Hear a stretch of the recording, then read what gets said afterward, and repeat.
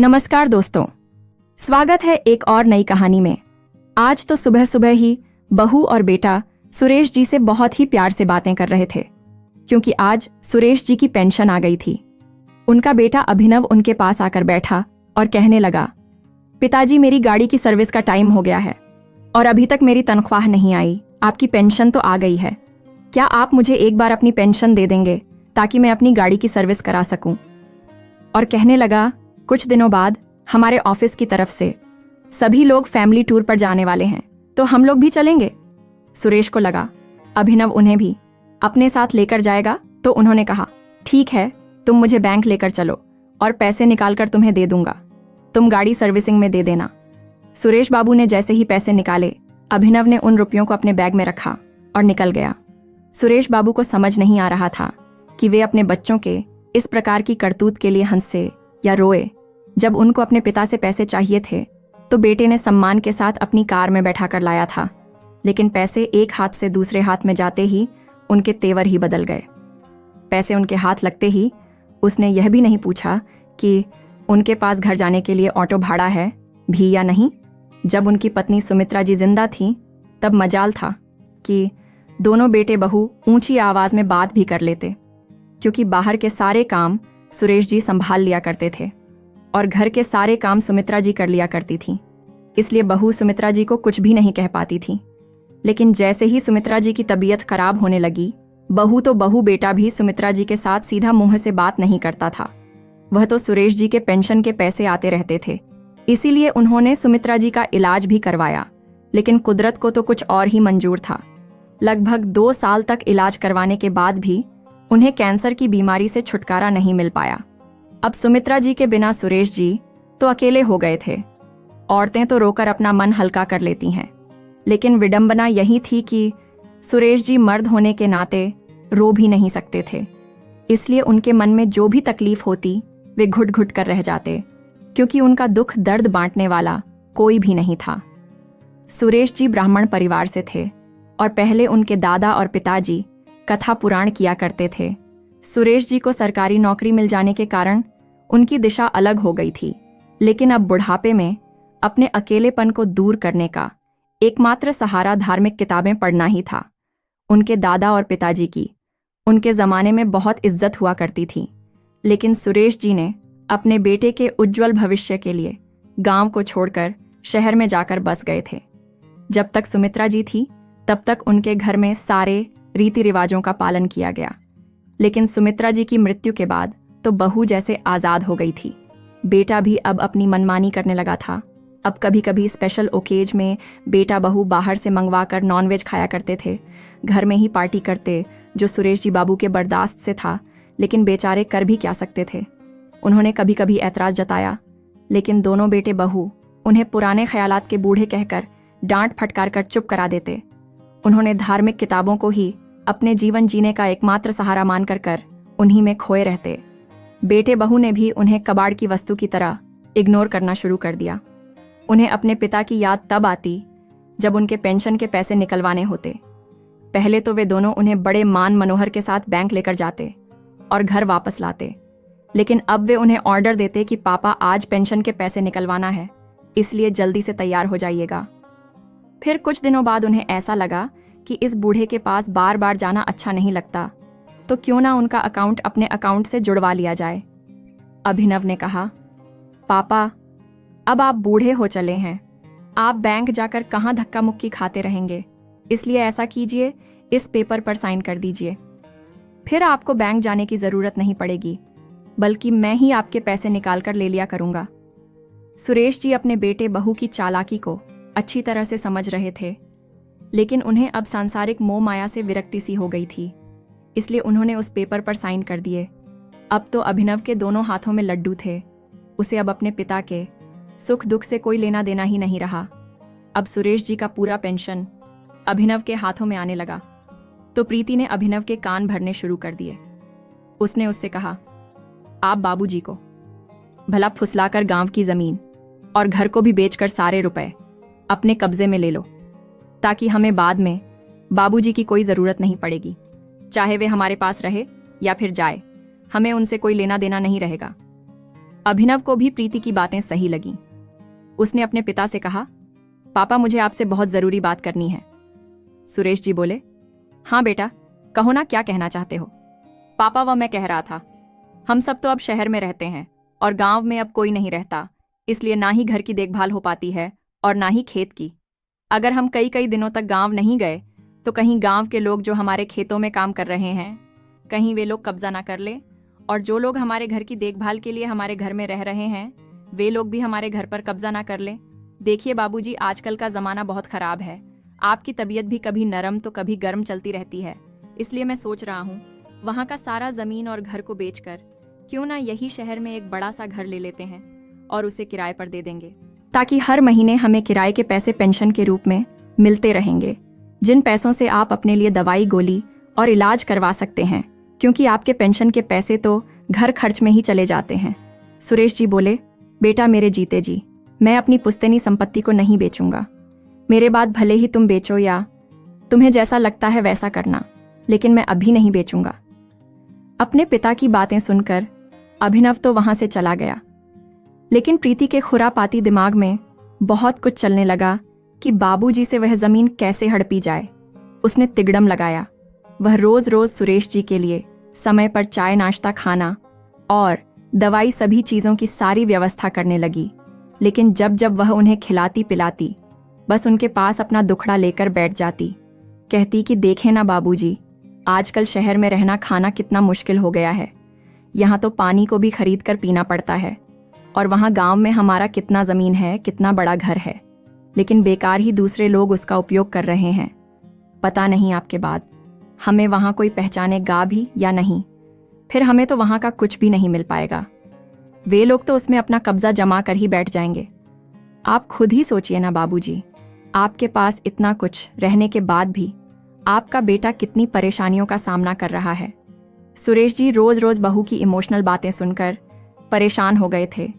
अब उन्हें भी लगने लगा था कि वास्तव में उनकी कितनी जिंदगी बची है। पता नहीं समय रहते गांव की सारी संपत्ति बेटे के नाम कर देता हूं, आज नहीं तो कल उसी की तो होने वाली है।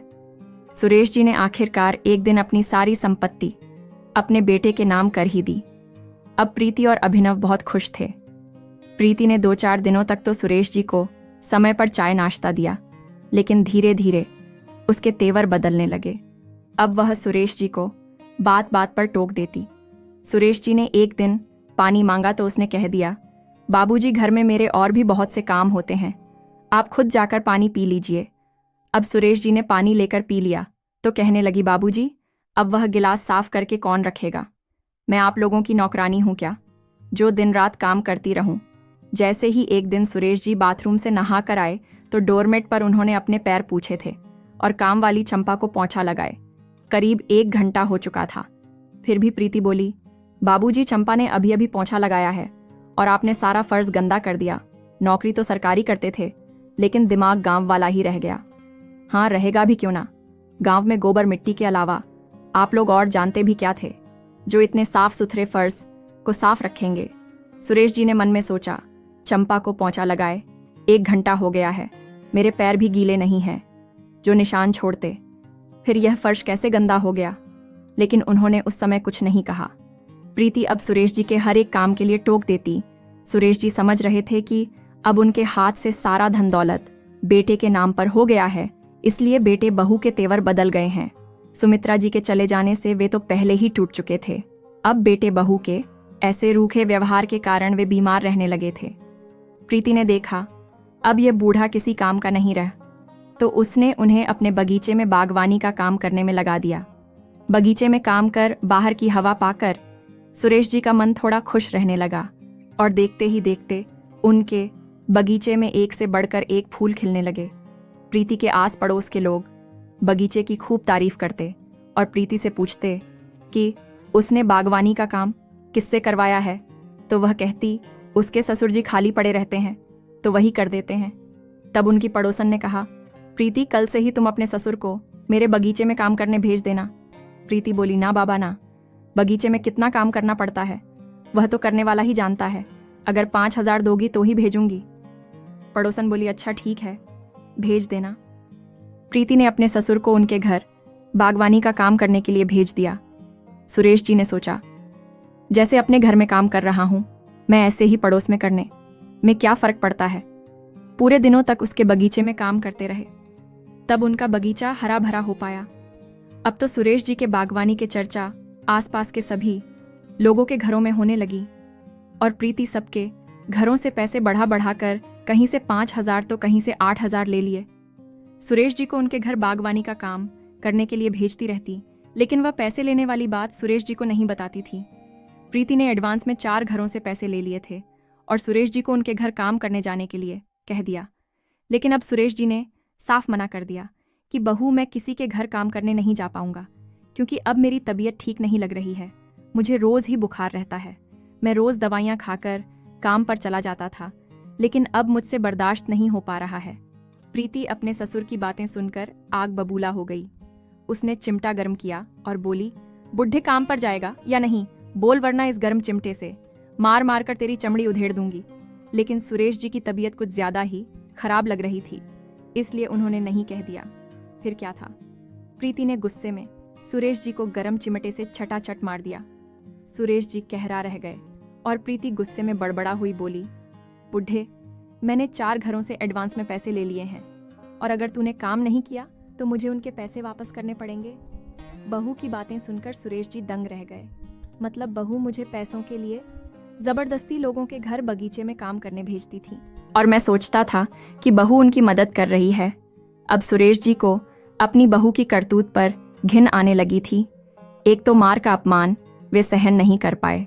उन्होंने रोते हुए अपने कुछ कपड़े, कुछ जरूरी पेपर एक पोटली में बांधे और बिना किसी को बताए घर से निकल ही रहे थे कि उसी समय उनका बेटा अपने दफ्तर से घर वापस आ रहा था। अपने घर के मेन गेट पर दोनों बाप बेटों की मुलाकात हुई, लेकिन अभिनव ने नहीं पूछा कि पापा आप कहाँ जा रहे हैं, और ना ही सुरेश जी ने उसे बताया कि वे कहाँ जा रहे हैं।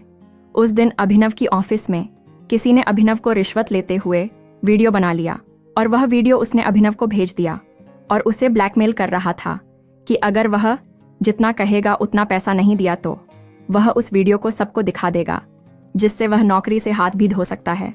ऐसा कौन कर रहा है? अभिनव नहीं जानता था, इसलिए वह बहुत परेशान था। वह जैसे ही अपने कमरे में गया, धड़ाम से बिस्तर पर लेट गया। उधर प्रीति मन ही मन खुश हो रही थी कि बुढ़े से हमेशा हमेशा के लिए पीछा छोटा अभिनव ने उस दिन प्रीति को कुछ नहीं बताया। दूसरे दिन जब वह ऑफिस गया तो उसे फिर से वही अनजान नंबर से फोन आया और उसने अभिनव से पैसे मांगे। तो अभिनव ने सोचा कि उसे पैसे देकर उसका मुंह बंद कर देता हूं।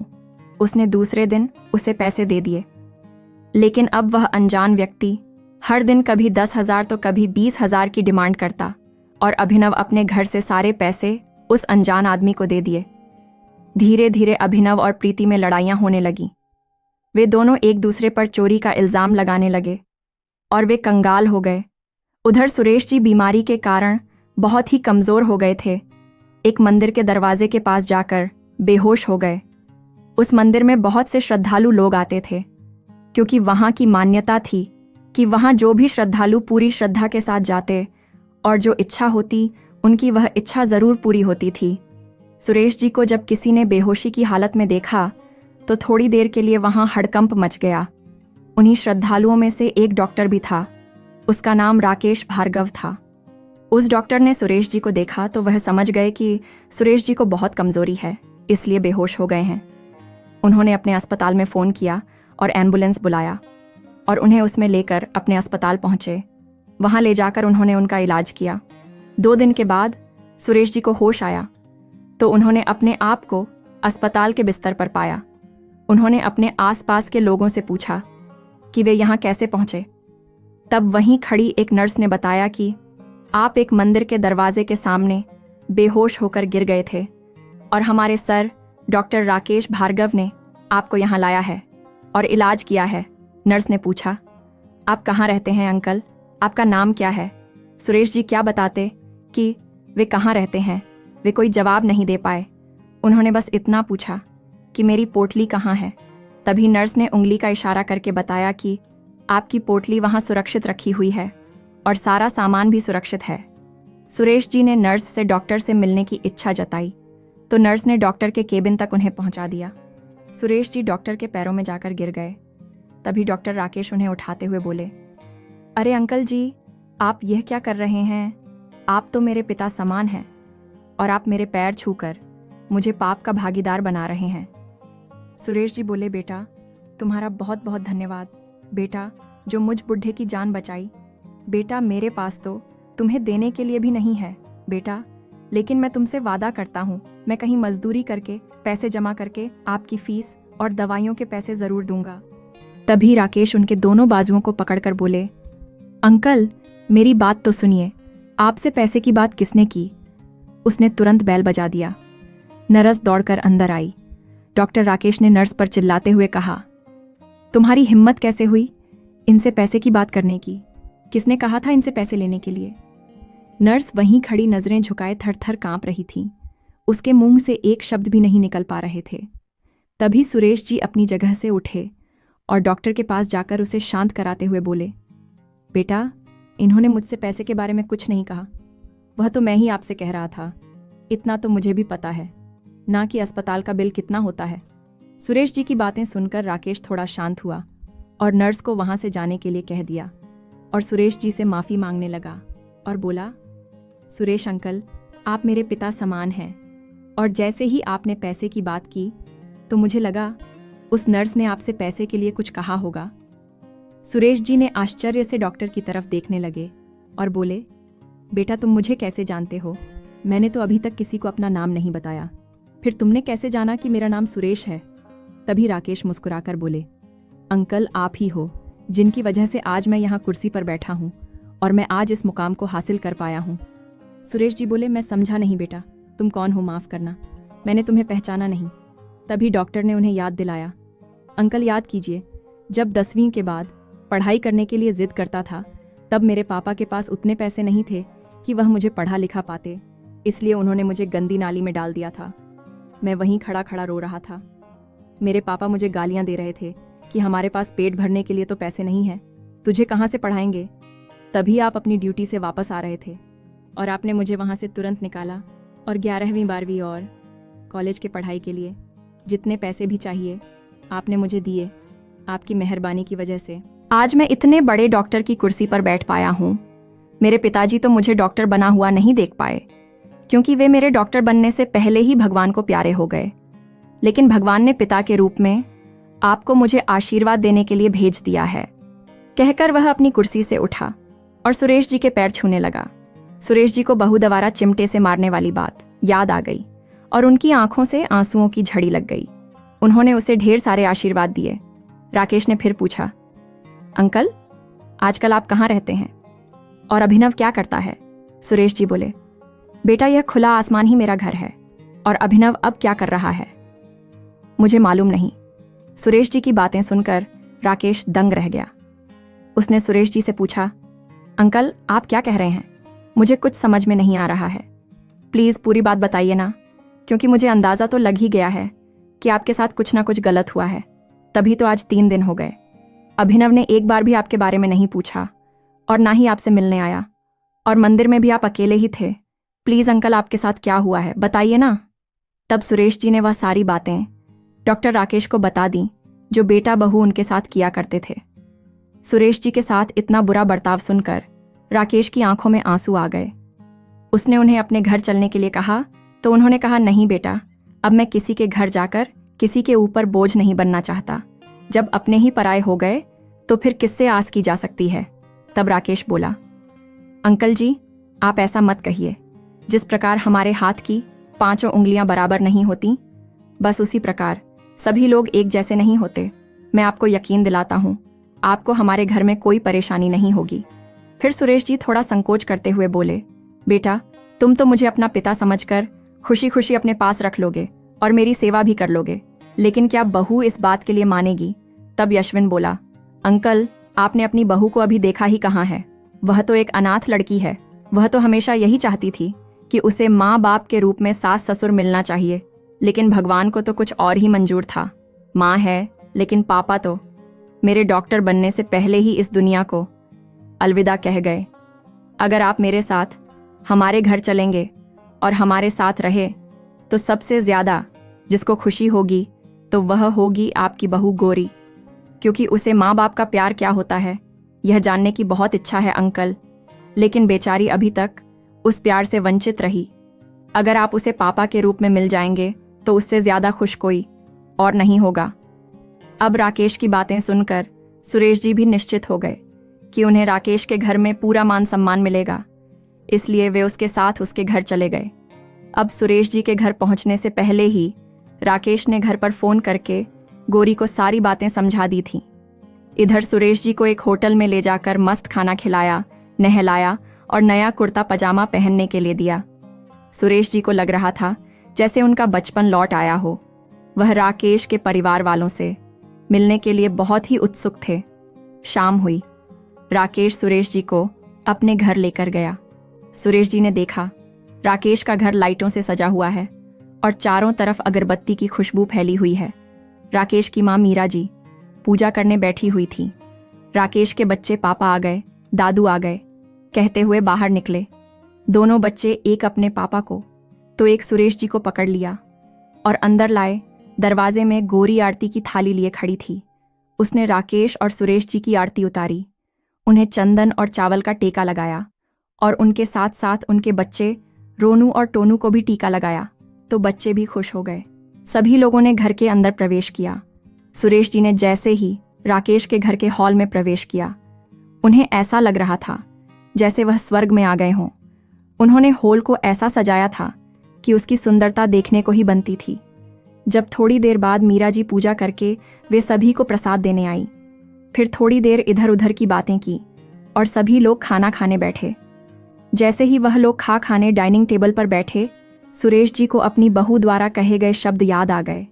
उनकी आंखों में आंसू आ गए तो मीरा जी ने कहा, क्या हुआ भाई साहब, कुछ कमी रह गई क्या हमारी खातिरदारी में?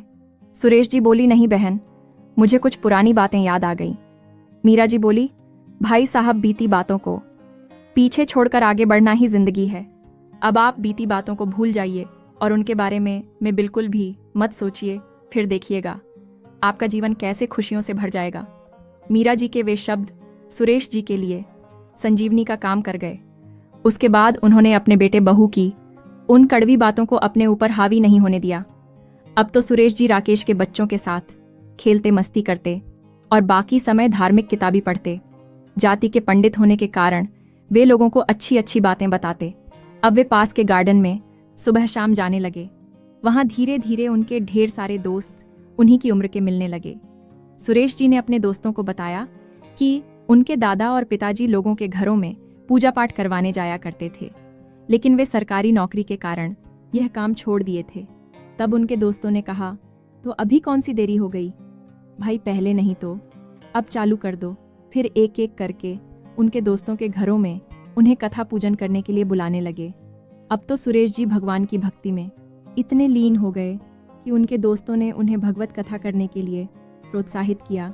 उन्होंने कहा, देखो भाई, मैंने इससे पहले कभी भगवत कथा नहीं की है, इसलिए हम लोग अपने घर से ही शुरुआत करेंगे। इसलिए आप सभी लोग हमारे घर पर ही भगवत कथा सुनने के लिए आना और जहां मुझसे गलती होगी आप लोग मुझे बताना। सुरेश जी के सभी दोस्तों ने उन्हें साहस दिया कि तुम ये काम बहुत ही अच्छी तरह से कर सकते हो, तो सुरेश जी को भी हिम्मत आई।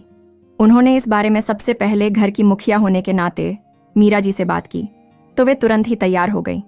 अब गौरी से पूछा तो वह भी बहुत खुश हो गई और राकेश से पूछा गया तो उसने कहा, अंकल आप मुझे सामान की लिस्ट दे दीजिएगा, आप जो कुछ भी करेंगे सब ठीक ही करेंगे। आपने पहले कभी गलत नहीं किया तो आज भी गलत कर ही नहीं सकते, बल्कि मैं तो आपके इस फैसले से बहुत खुश हूं। जब घर के सभी लोगों ने सहमति दे दी तो सुरेश जी में भी दुगना उत्साह बढ़ गया। अब नियत तिथि में राकेश के घर में ही भगवत कथा प्रारंभ की गई।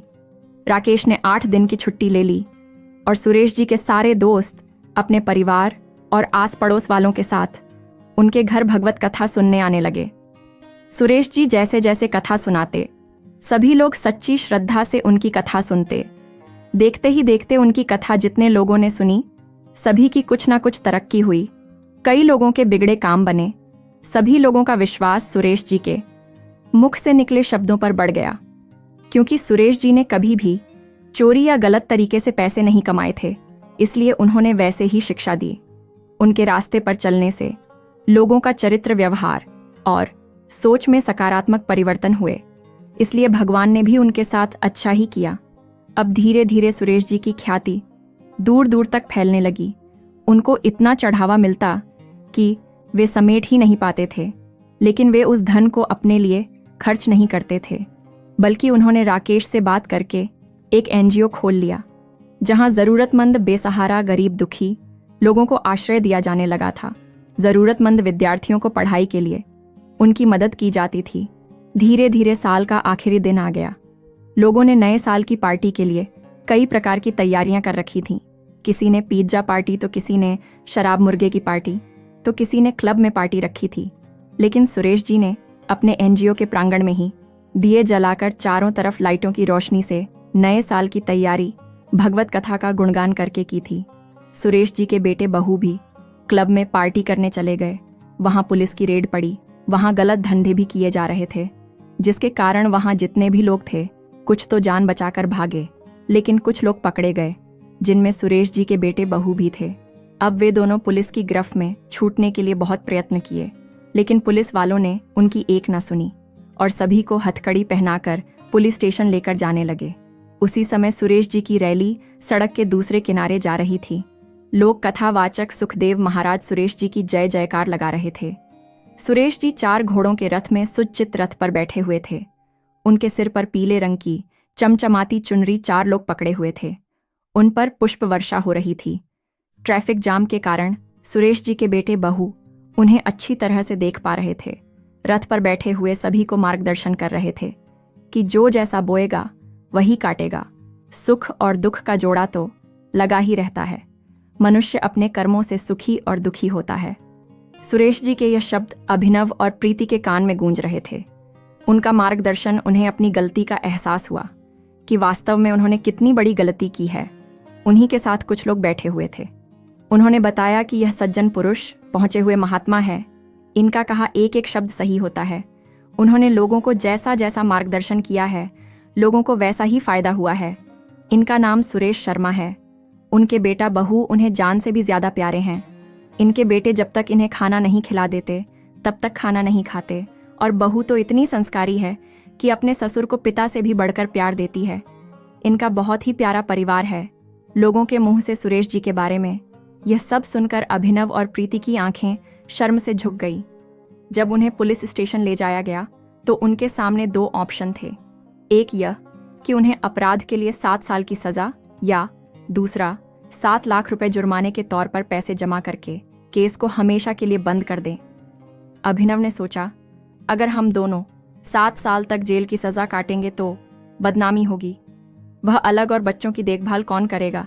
इससे अच्छा उन्हें दूसरा ऑप्शन ज्यादा अच्छा लगा। उन्होंने 12 लाख के अपने घर को 7 लाख में बेच दिया और उस केस को हमेशा हमेशा के लिए बंद करवा दिया। अभिनव उस केस से तो मुक्त हो गया, लेकिन उसके बारे में उसकी कंपनी तक बात चली गई। उन्होंने उसे कंपनी से निकाल दिया। प्रीति ने भी इधर उधर काम ढूंढने की कोशिश की, लेकिन उसे भी उस केस के बाद कहीं काम नहीं मिला। अब वे लोग अपने बच्चे का पेट भरे या किराए के कमरे का पैसा दे, उन्हें कुछ भी समझ में नहीं आ रहा था। फिर एक दिन प्रीति ने देखा, न्यूज़पेपर में उसके ससुर सुरेश जी की फोटो छपी हुई है और उन्हें करोड़ का मालिक बताया जा रहा है, जो एक बहुत बड़ा एनजीओ चला रहे हैं। उसने सोचा क्यों ना, रोते गिड़गिड़ा हुए उसके पास जाएंगे तो बाबूजी शायद माफ कर देंगे। उसने अपने पति को यह बात बताई तो वे दोनों अपने बच्चे के साथ उसी एनजीओ में पहुंच गए जहां सुरेश जी रहते थे। लेकिन सुरेश जी किसी काम के सिलसिले से 3 दिनों के लिए शहर से बाहर गए हुए थे। वहां एक कर्मचारी सुरेश जी को सूचना दी कि कोई जरूरतमंद आपसे मिलना चाहता है। तो सुरेश जी ने कहा, अरे मुझसे मिलकर क्या करें? वे लोग जो चाहते हैं उन्हें दे दो, और रहने की जगह चाहिए तो वहीं कहीं उनके लिए व्यवस्था कर दो। उस कर्मचारी ने वैसा ही किया। सुरेश जी 3 दिनों बाद लौटे तो सीधे एनजीओ ना जाते हुए राकेश के घर गए। अधिक थकान के कारण वे 3-4 दिन तक घर पर ही आराम करते रहे। राकेश एनजीओ में जाकर रोज की पार्टी लेकर आता और सुरेश जी अपने कर्मचारी से फोन पर बातें करके वहां का समाचार पूछ लेते। लेकिन अभिनव और प्रीति तो सुरेश जी से मिलने की चाहत में वहां गए हुए थे ताकि उनसे कुछ मदद मिल सके। वे दोनों रोज ही उस कर्मचारी से सुरेश जी के बारे में पूछते कि वे कब तक आएंगे। कर्मचारी उन्हें यही कहकर शांत कर देते कि आपको किस चीज की कमी है तो आप मुझे बताइए, मैं पूरी कोशिश करूंगा उसे पूरी करने की। तो वे दोनों चुप हो जाते। जब 8वें दिन सुरेश जी एनजीओ में कदम रखे तो तालियों की गड़गड़ाहट से पूरा एनजीओ गूंज उठा। सुरेश जी ने सभी को शांति से बैठने के लिए कहा। सभी कर्मचारी ने सुरेश जी को बताया कि एक दंपति है, वे आपसे मिलने की जिद कर रहे हैं। सुरेश जी ने उन्हें अपने पास भेजने के लिए कहा। अभिनव और प्रीति अपना सिर झुकाए अपने पापा के पास गए। वे रोते हुए उनके पैर पकड़कर उनसे माफी मांगने लगे। सुरेश जी बोले, देखिए, मेरे लिए सभी लोग एक समान हैं। आप लोगों को मेरे पैरों में गिरने की कोई जरूरत नहीं है। आप लोगों की जब तक इच्छा है तब तक रहिए खाइए। रही बात बच्चों की, तो हमने एक विद्यालय भी खोल रखा है। वहां बच्चों को मुफ्त में शिक्षा दी जाती है। आप चाहे तो उसमें अपने बच्चे को वहां पढ़ा सकते हैं, वरना इतनी बड़ी दुनिया है, आप लोग जा सकते हैं। अभिनव बोला, पापा आप ये हमारे साथ कैसे अजनबियों की तरह बातें कर रहे हैं? प्लीज पापा हमें माफ कर दीजिए। सुरेश जी बोले, तो तुम मुझसे क्या चाहते हो? तब अभिनव ने सुरेश जी को उस रात की वही सारी घटना के बारे में बताया और के बारे में भी बताया। सुरेश जी मुस्कुराए और बोले, बेटा, जिसने भी यह वाक्य बनाया है गलत नहीं बनाया है। जो बोएगा वही काटेगा। जब तुमने बबूल बोया था तो आम खाने की इच्छा कैसे कर सकते हो? इंसानियत के नाते मैं तुम्हें यहाँ रहने और खाने तक की सुविधा दे सकता हूँ और तुम्हारे बच्चे को मुफ्त में शिक्षा दिलवा सकता हूँ। इससे ज्यादा मैं तुम्हारे लिए कुछ नहीं कर सकता। और हाँ, एक सलाह देना चाहूंगा, मुफ्त की लेना चाहो तो लेना, वरना कोई बात नहीं। तुम दोनों यहाँ खाना खाकर बाहर से पैसे कमाकर अपने लिए आसियाना बना सकते हो।